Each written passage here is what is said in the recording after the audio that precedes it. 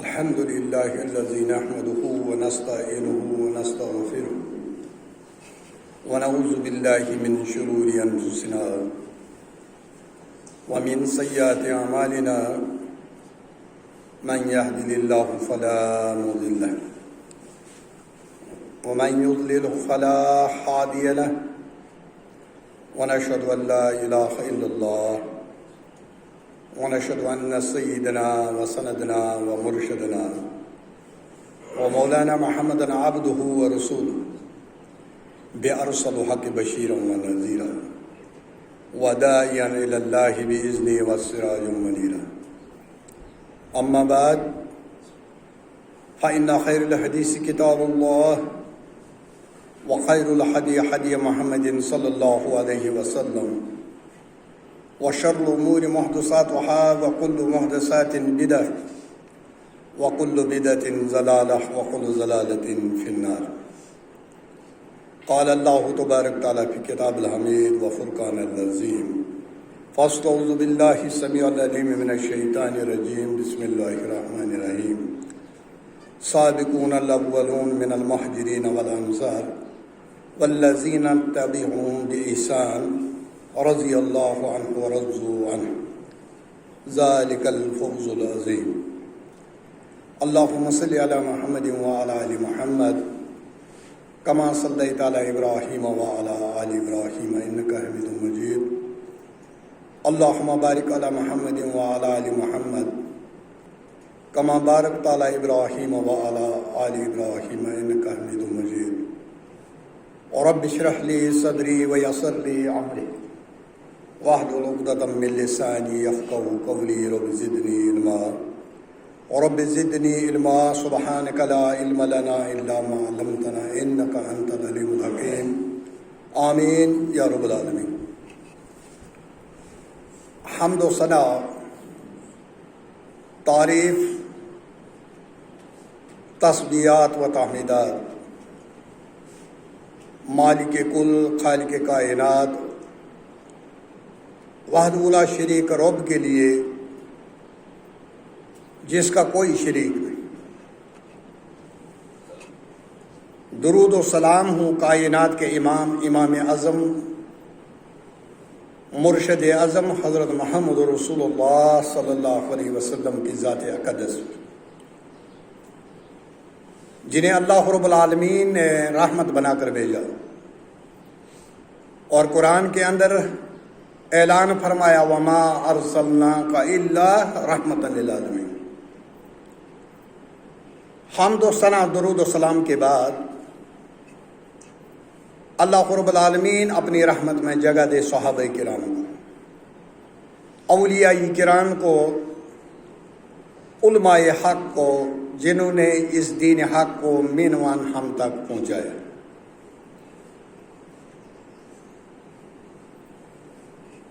ہم پچھلے جمعہ پر چغلی اور غیبت کی بات کر رہے تھے. تھوڑا لمبا مضمون ہے کیونکہ آج ایک جمعہ یہ یہاں پر مل گیا، کسی کام کے سلسلے میں 1-2 مہینے غیر حاضر ہو جاؤں گا، تو میں نے سوچا کیوں نہ ان عظیم ہستیوں کے بارے میں بات کی جائے جن کی وجہ سے ہمارے پاس اسلام ہے اور ہم اسلام کے وارث ہیں. اور یہ مبالغہ نہیں ہوگا کہ وہ ہیں تو اسلام ہیں، وہ نہیں تو اسلام بھی نہیں. وہ ہیں صحابہ کرام. اللہ رب العالمین نے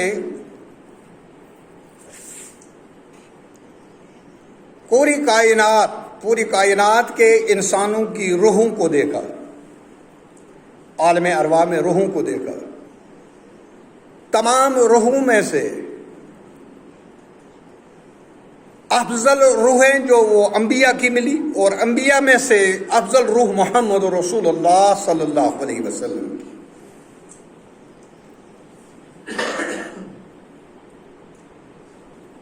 تو پوری کائنات کی روحوں میں سے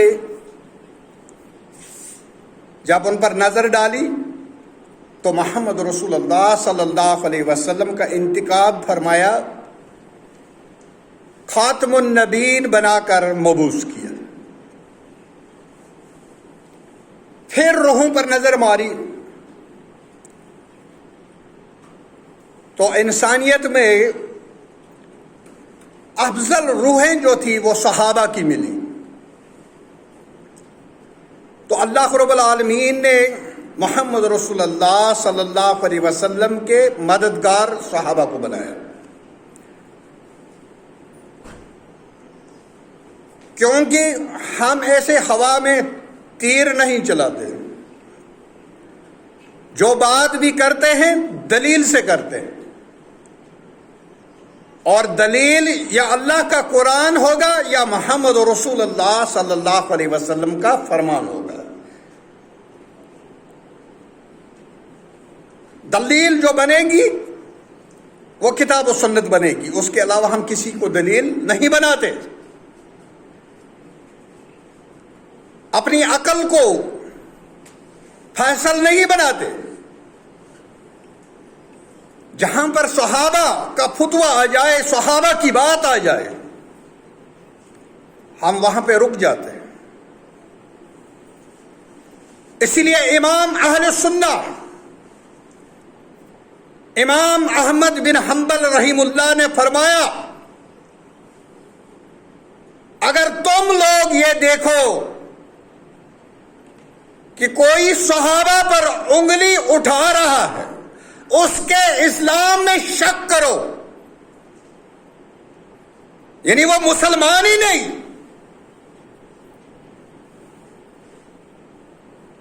امام اہل السنہ امام احمد بن حنبل رحم اللہ نے فرمایا، جب آپ دیکھو کوئی صحابی پر بات کر رہا ہے، اس میں تنقید ہے، معمولی تنقید ہے، اس کے اسلام میں شک کرو۔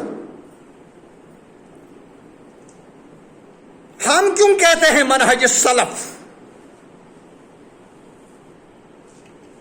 محمد رسول اللہ صلی اللہ علیہ وسلم کے حدیث کو مانا جائے گا، لیکن جو فہم ہوگا، جو سمجھ ہوگی، وہ صحابہ کی ہوگی۔ ورنہ تو انجینئر مرزا بھی، کالی پگڑی، نیلی پگڑی، بہت سارے لوگ ہیں جو صحابہ پر ایسی باتیں کرتے ہیں، اس طریقے سے بات کرتے ہیں کہ ان کی تنقید ہو جاتی۔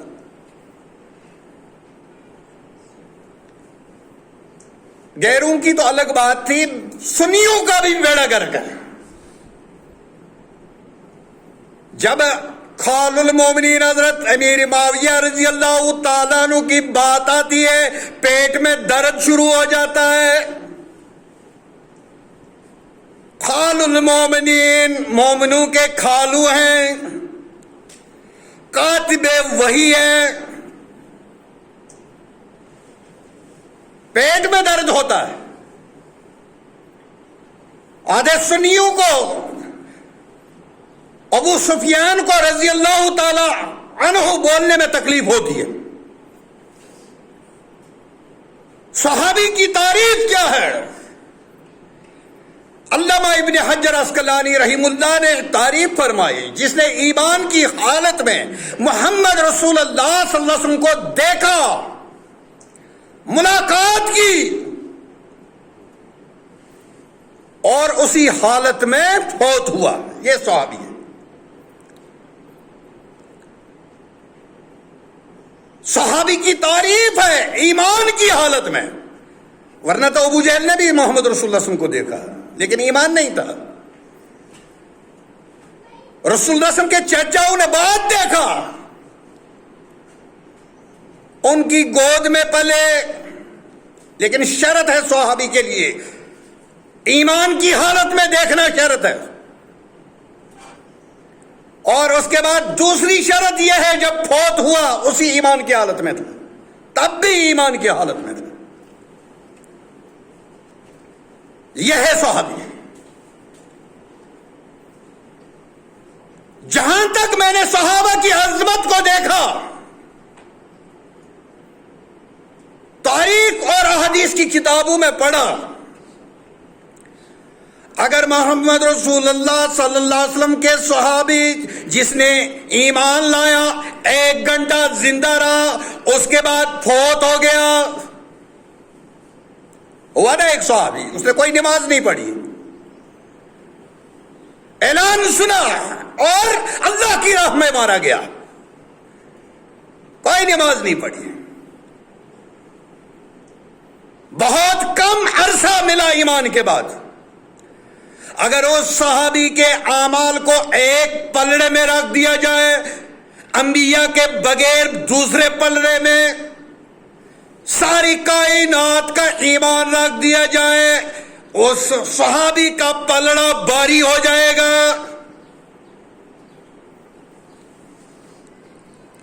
ایک توابی ایک دن آیا، کسی ملک میں چلا گیا، دوسرے علاقے میں چلا گیا، تو وہاں پر ایک آدمی اٹھا، اس کے ہاتھوں کو بوسہ دیا، اس کے ماتھے کو چوما، تو کسی نے کہا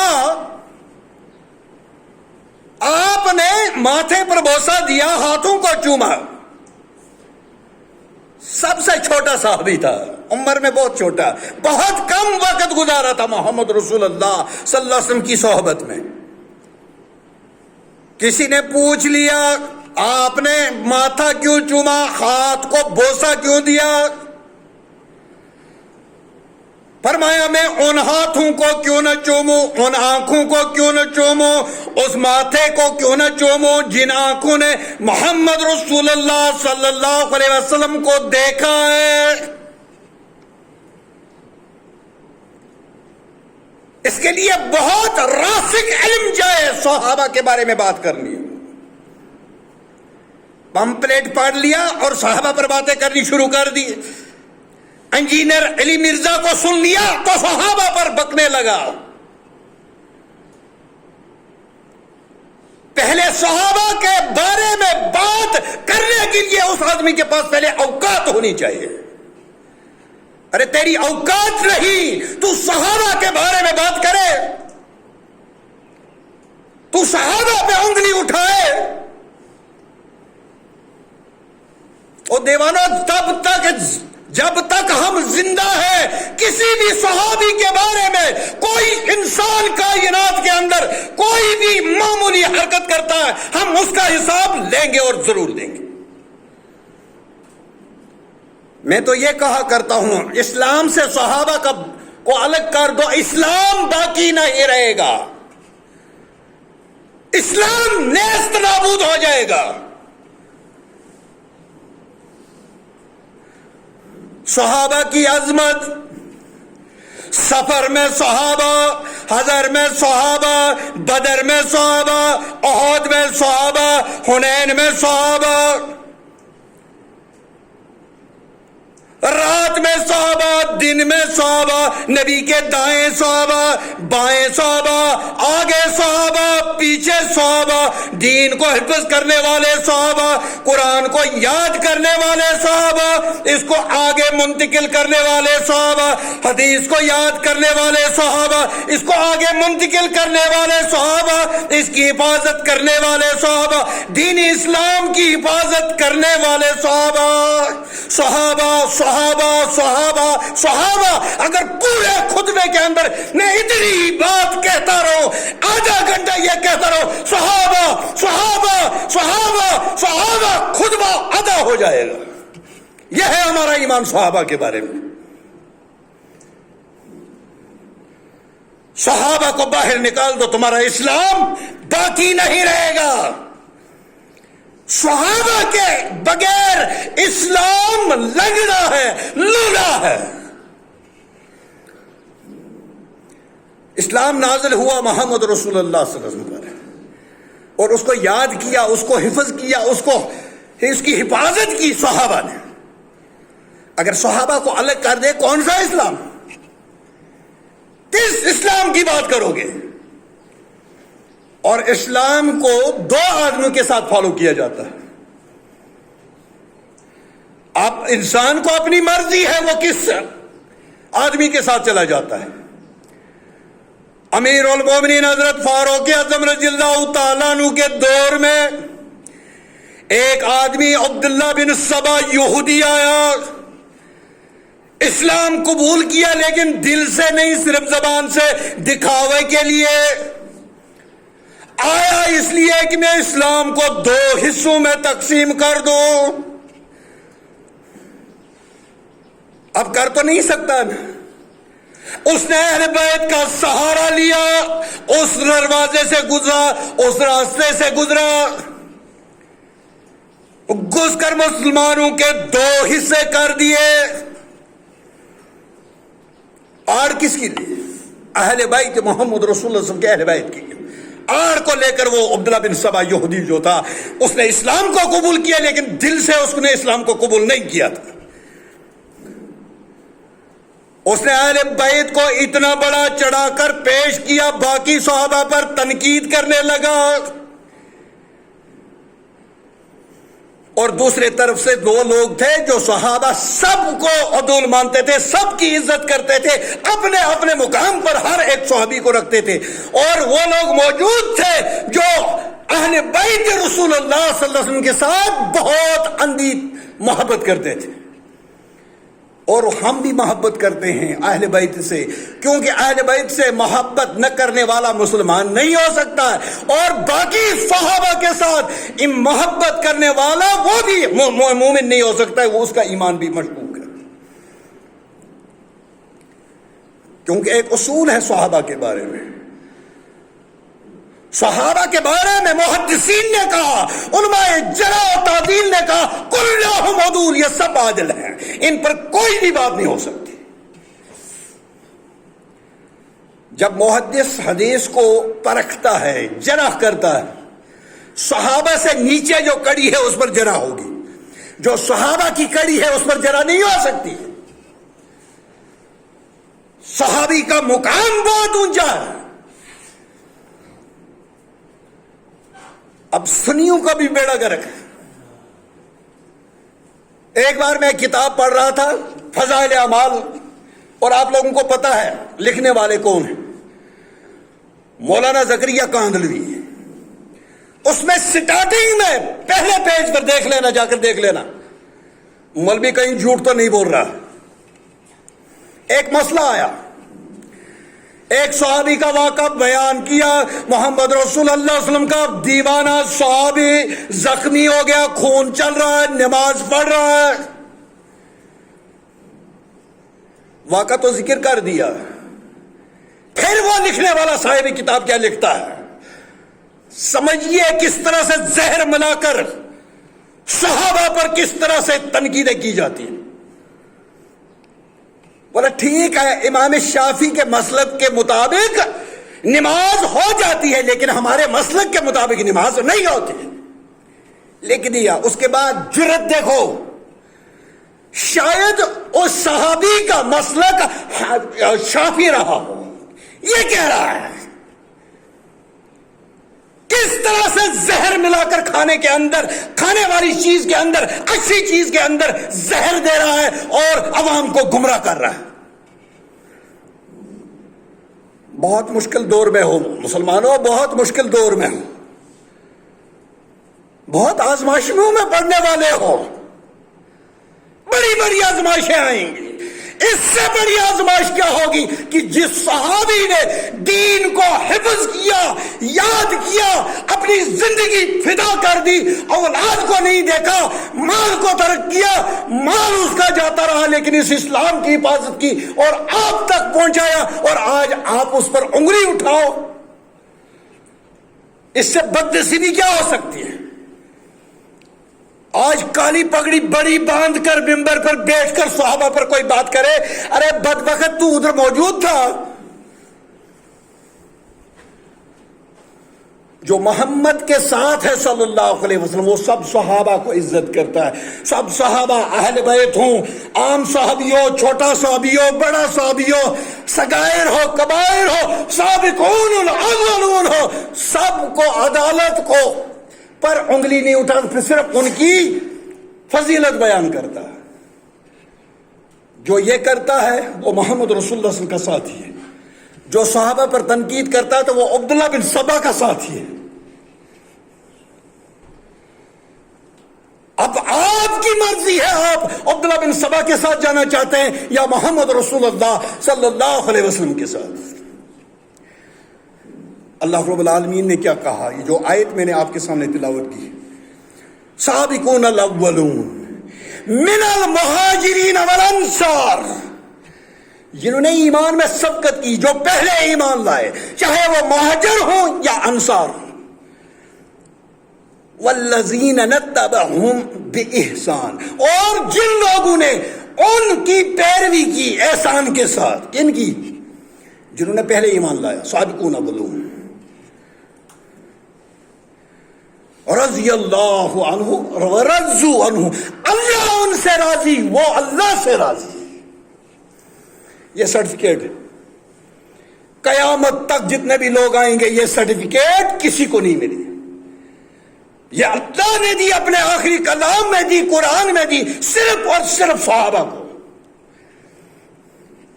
کیونکہ صحابہ کی عظمت بہت اونچی ہے، صحابہ کا مقام بہت اونچا ہے، اس کے لیے راسخ علم چاہیے، بہت مطالعہ چاہیے، اور خالی مطالعہ ہی نہیں، مطالعہ کرنے کے بعد علماء کی رہبری بھی چاہیے، نہیں تو علی مرزا کی طرح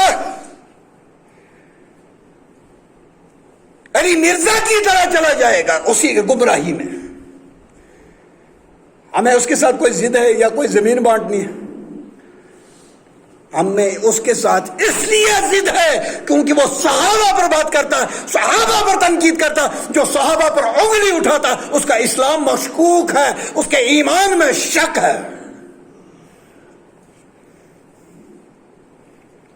یہاں پر کبھی کسی بھی عالم کو جب منہجی کوئی غلطی ہو جاتی ہے تو جو دوسرے علماء اس کو پکڑ لیتے، بھائی یہ غلطی ہے، اور وہ رجوع کرتا ہے۔ یہ ایسا بدبخت ہے جو حدیث کو اپنا معنی پہنا کر لوگوں کو گمراہ کر رہا ہے۔ یہ جو کتابیں آپ کی الماری میں پڑی ہوئی نا، حدیث کی کتابیں پڑھو، لیکن جب آپ ان کو علماء سے بھی سیکھو،